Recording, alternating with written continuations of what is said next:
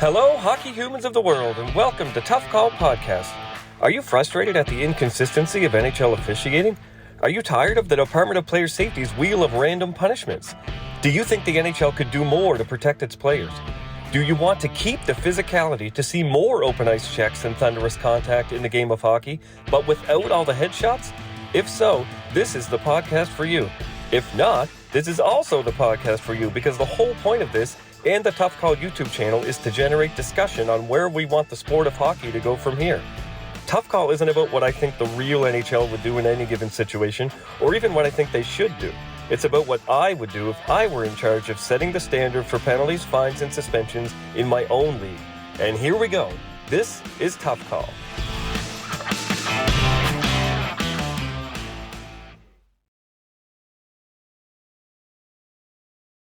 Hi folks, welcome to Tough Call Podcast, the Stanley Cup Playoff Edition, where I cover the 2023 Stanley Cup Playoffs, and this is Episode 3, Round 3, where I talk about all the fines and suspensions I'd have given out during the Eastern Conference Final and the Western Conference Final, and a few incidents I want to highlight along the way.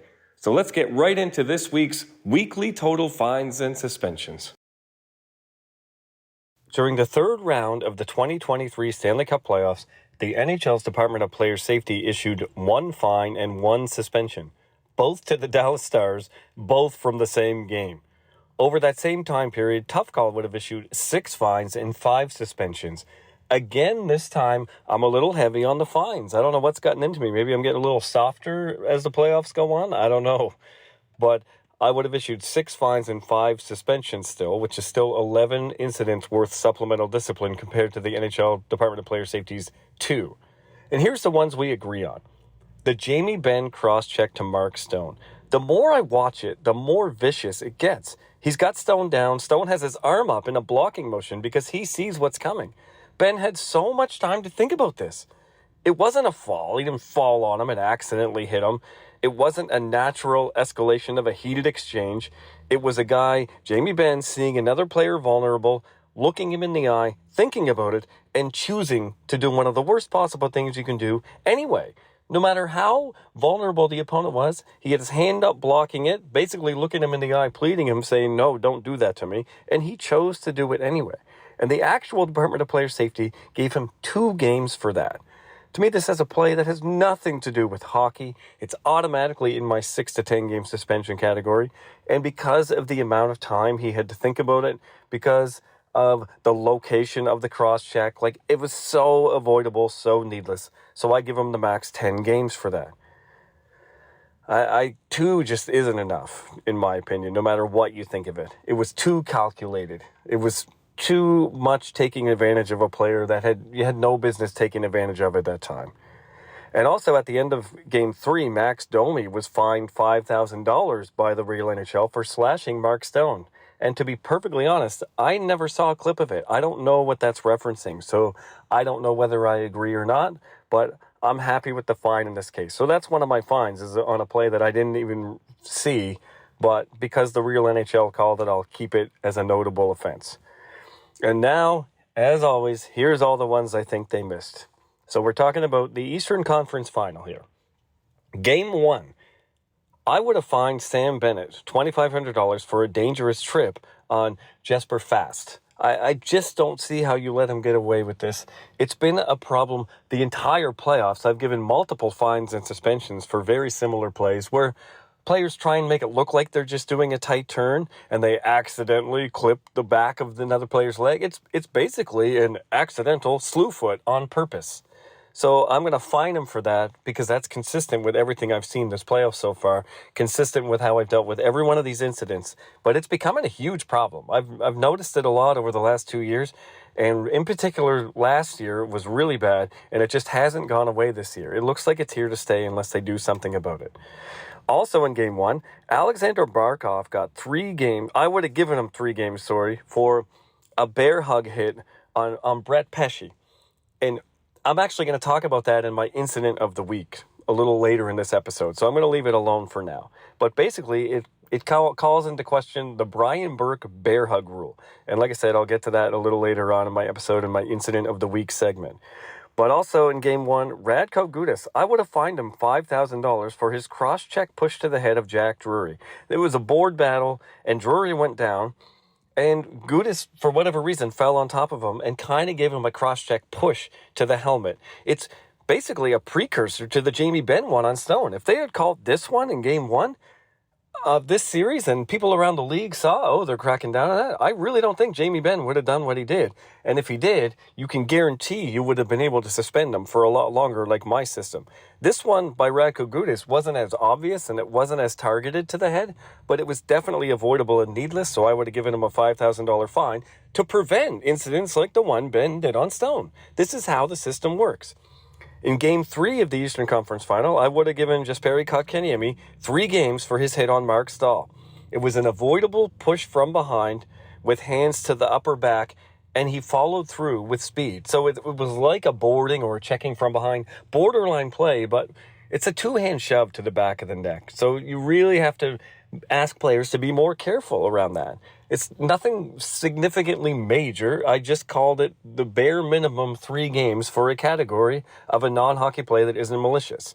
But to me, it's a cut and dry 3 games under my system, and everybody would know it, and he wouldn't do it. Game 3, I would have fined Radko Gudas again. Now, I don't know how many times I've punished Radko Gudas throughout this playoffs so far, but this is just yet another one. All these wouldn't happen because he just wouldn't be in the games anymore if he continued to act like this. And I bet you he would have smartened up in the first round and not acted quite like this, quite as reckless, and he would have been a lot more effective as a player. But Game 3, Radko Gudas, $2,500 fine for a punch hit on Seth Jarvis, where he was just trying to throw a body check, and then he followed through with a forearm shiver to the head. You don't do that. You can throw a body check. You're good at throwing body checks. You don't need to follow through and punch a guy in the head on purpose as a result. It's ridiculous.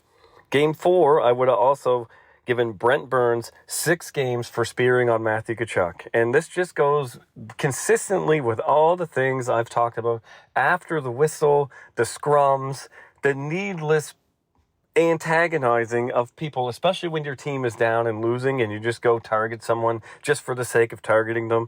This is just gutless and stupid. It sure looks like mind games to people, and you laugh and you say, oh, he's just giving him a little cup check and what are you going to do? And Matthew Tkachuk does that all the time. Yeah, but it escalates everything. This is a play that has nothing to do with hockey. It's spearing.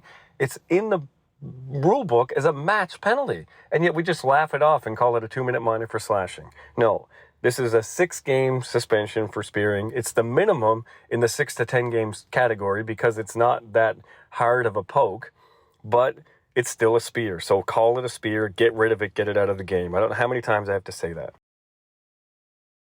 And now moving on to the Western Conference Final. In Game 2, I'd have given Nick Waugh a $2,500 fine for ripping the helmet off Lindell. It was in the defensive zone. Lindell had his helmet ripped off. He had to leave the ice in his defensive zone, and I believe that Vegas got a scoring chance or might have even scored a goal immediately after this. And it wasn't a situation where the helmet comes off through the natural course of play, organically through a battle. It was not just an accident. It was something that was intentional. It was something where the player made an excessive action that caused the helmet to come off. And to me, this has been consistently throughout the playoffs and throughout the regular season, so the tone would have been set. It's consistently a roughing penalty and consistently a fine, especially if it happens in a scrum or somewhere after the whistle. Now, this happened to be a board battle, like I said, and things got a little out of hand. And I do think that players who lose their helmet need to realize they can actually legally finish the current battle that they're in. They don't have to abandon everything completely. They can finish the scenario that they're currently in.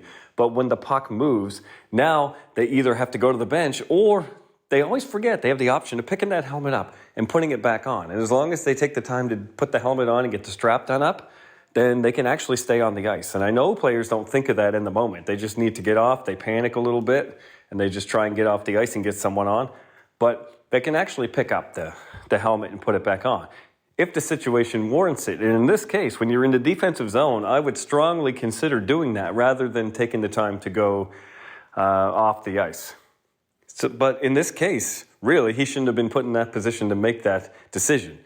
This should have been a penalty on Nick Roy, and under my system, it would be a fine because we really want to discourage making the game unsafe by removing intentionally a piece of equipment. Maybe not 100% intentionally, but clearly avoidably removing an opponent's piece of equipment that's protective, especially when it protects the head. In Game 2, Alex Pietrangelo, I'd fine him $2,500 for cross-checking Mason Marchment. Again, this is consistent. Anything excessive of cross-check, especially getting close to the head, and this was a situation where Marchment was actually just doing a token flyby. He wasn't even really going to finish the check on Pietrangelo, but Pietrangelo felt the check coming and put his hands up in a defensive action, put his hands up in a cross-checking motion in front of his face. And in this case, he actually had to extend his arms forward a little bit. It's not like Marchment was coming right at him and he just put his hands up to block him. He actually had to reach out and extend with his hands, and it was at head height. The only reason it's a fine and not a suspension is because I'm not even 100% sure he made full contact here. Marchment went down and grabbed his face, but I haven't been able to see a good enough video angle to see just how forceful the contact was. But the intent was clearly there. The act was clearly there of getting your stick up and reaching out. So I would fine Pietrangelo for that.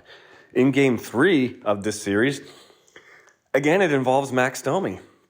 Now, he would have got a fine already for a slash, but to me, before that, there was a situation where he got in a board battle. There was actually a bit of almost a slew foot, although I think it was kind of accidental the way they collided with each other. And then Domi's team is losing, so after the whistle, he goes at a player and pushes them. And then when that player actually starts to fight back now, because he has to, because now Domi is actually going and being the aggressor, the aggravator, trying to stir the pot. Then this player kind of shoves back. So then Domi goes at him and cross-checks him. And then he cross-checks him in the upper back on top of that. To me, this is a player, it's a non-hockey play that isn't malicious, but it isn't just a run-of-the-mill minor penalty. It's to the neck against the boards.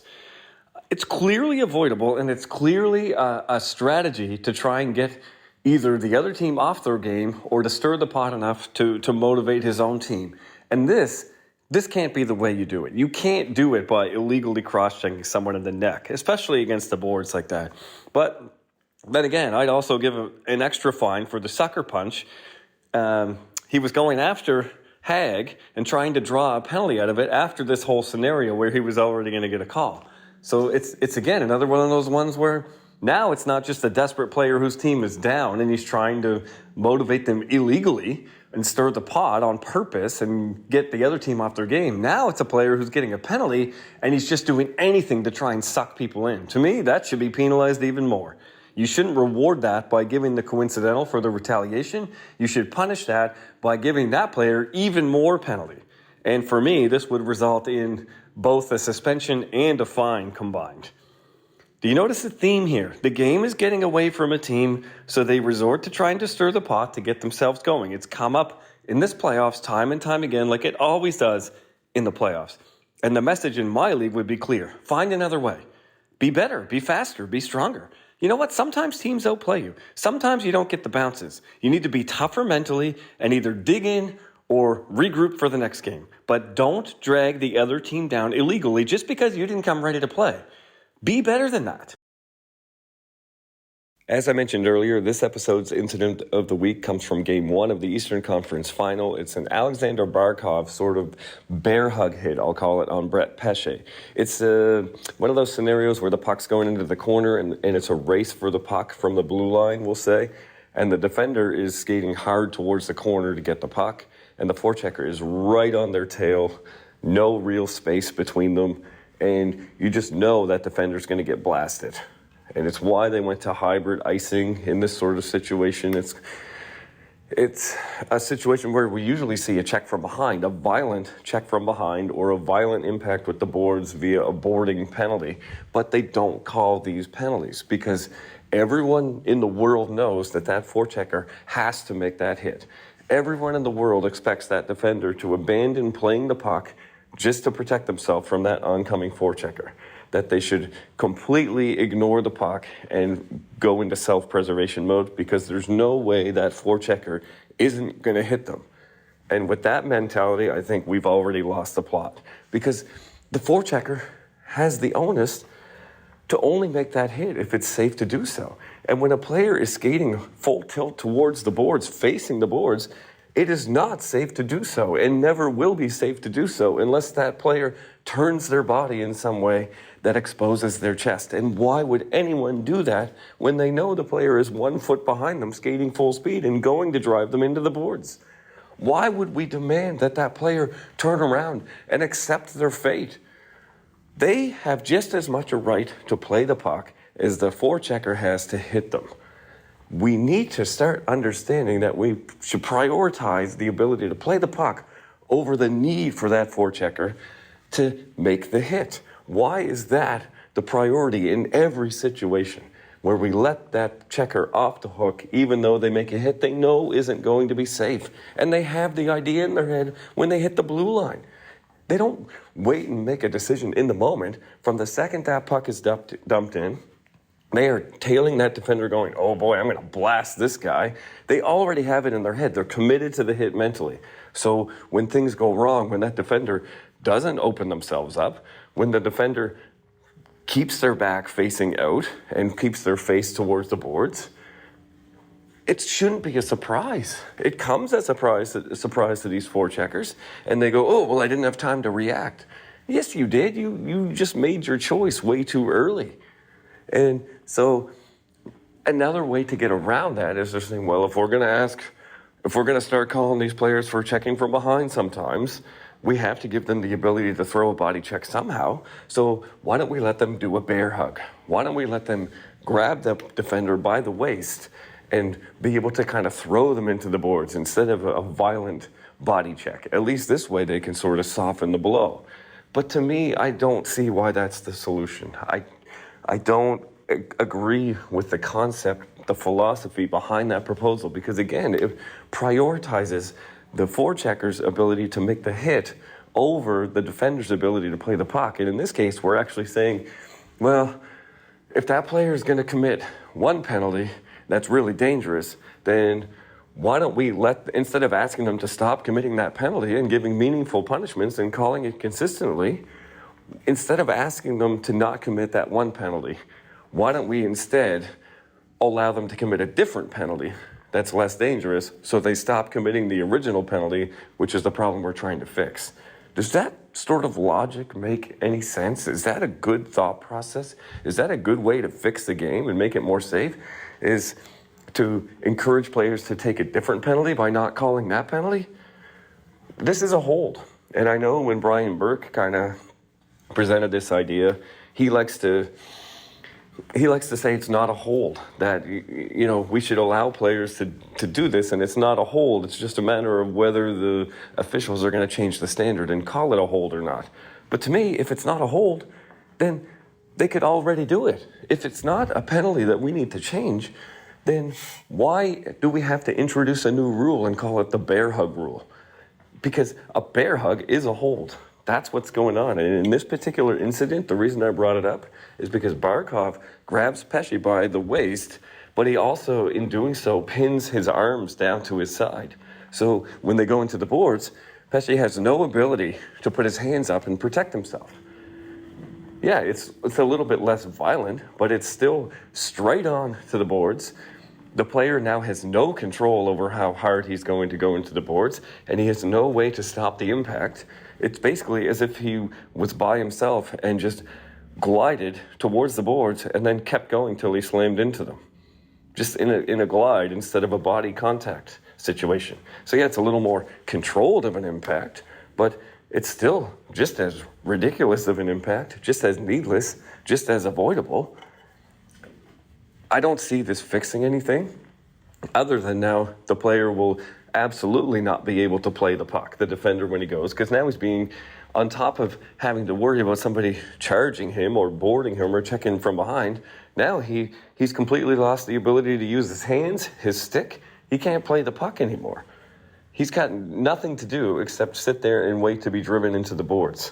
And to me, that completely eliminates the idea that skill is at all a priority. It completely dictates that the player's ability to throw a hit will always trump a player's ability to play the puck. And to me, that means the game is going in the wrong direction. Because I think both of those, I'm not saying take away physicality. I'm not saying we should eliminate that player's ability to throw the hit. I'm saying it should be just like any other scenario where that player can only make the hit if it is safe to do so. And it's just as reasonable to ask them to make the hit more softly or turn away from the hit altogether than it is to allow them to hold a player just so they can make the hit 100% of the time. This episode's by request is the Sam Bennett hit on Slavin from Game 4 of the Eastern Conference Final. And my word, what a check this was. But it was clean. Bennett even actually goes stick on puck. I have this posted on my YouTube channel. And if you just Google Bennett hit on Slavin or something, it should pop up in tough call. And you can see the approach. The approach is low. It's controlled. He's gliding. He puts a stick on the ice and actually makes a play at the puck before he makes contact. And then he just glides through contact. Yeah, it was thunderous, but that's the whole point of tough call. You can have thunderous checks like this and still make a play on the puck. There's no need to explode or launch. The nature of the game makes the contact violent the way we want it, but that's what keeps it safe. Now, as always, we'll end our episode off with a segment called Here's the Thing. And I'm going to be talking about the attitude of, it doesn't affect the outcome of the series, so we can't really argue too long about the call. It doesn't really change the outcome. It doesn't really affect anything, so we don't need to worry about it. And of course, I'm talking about the Eastern Conference Final, the way that ended.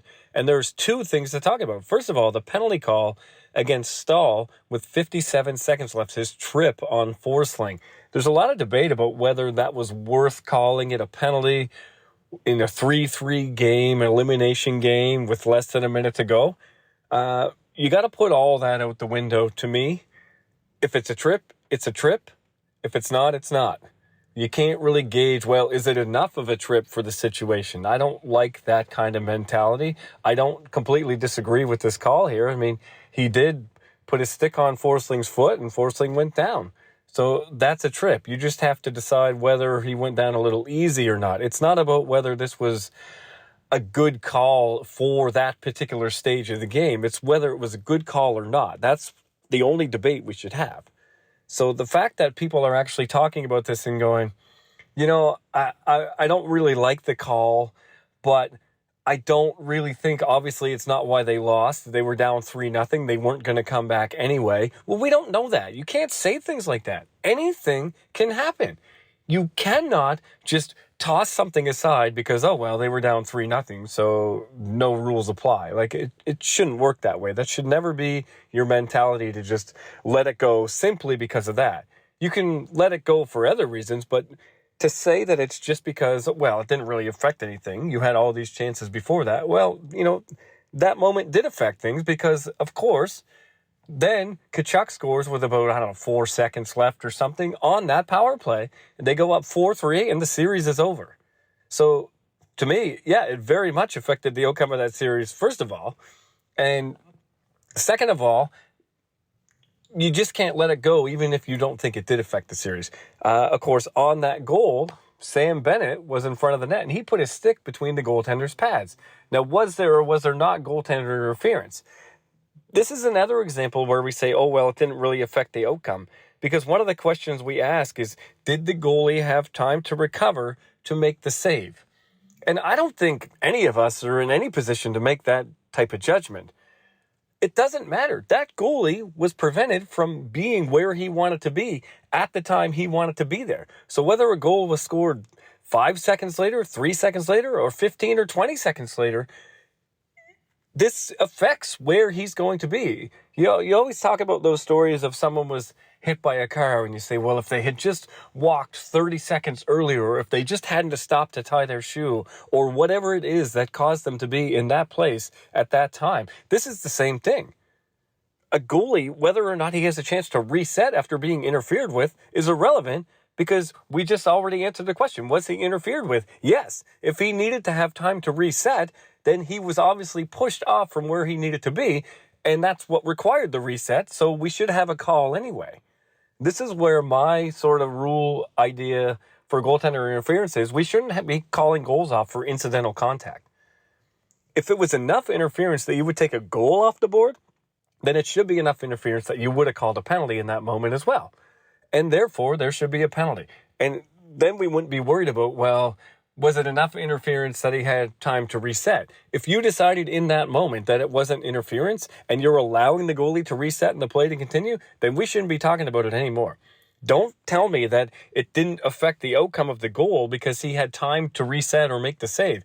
Because, first of all, we've seen some goalies make some incredible saves just off reaction when they're caught out of position, and then they come out of nowhere and launch themselves and make this heroic effort. So we have no idea when to determine whether a goalie is truly down and out or not, because they prove themselves to be incredibly athletic and are able to stun us sometimes with some of these grabs they make.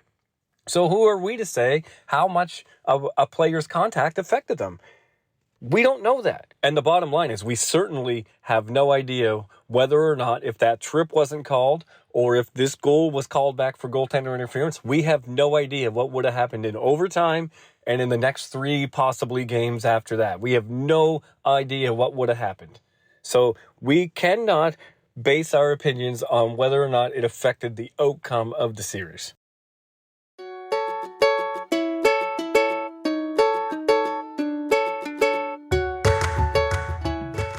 If you're enjoying this episode and want to be a part of the discussion, please take a moment to hit subscribe and leave a quick review so more people will be able to find the show.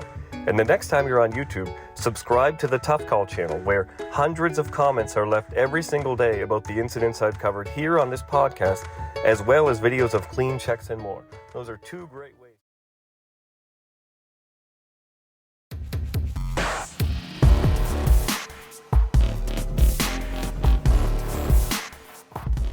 You can find all my breakdowns of the incidents I cover here and many more at the Tough Call YouTube channel. And I'm also on Twitter, @ToughCallPod. I'm a regular contributor and proud member of the Heavy Hockey Network. To support my other work, look for my contributions on the Heavy Hockey Network YouTube channel, as well as a few articles on the website, heavyhockey.com. Thanks for choosing Tough Call, and enjoy the hockey.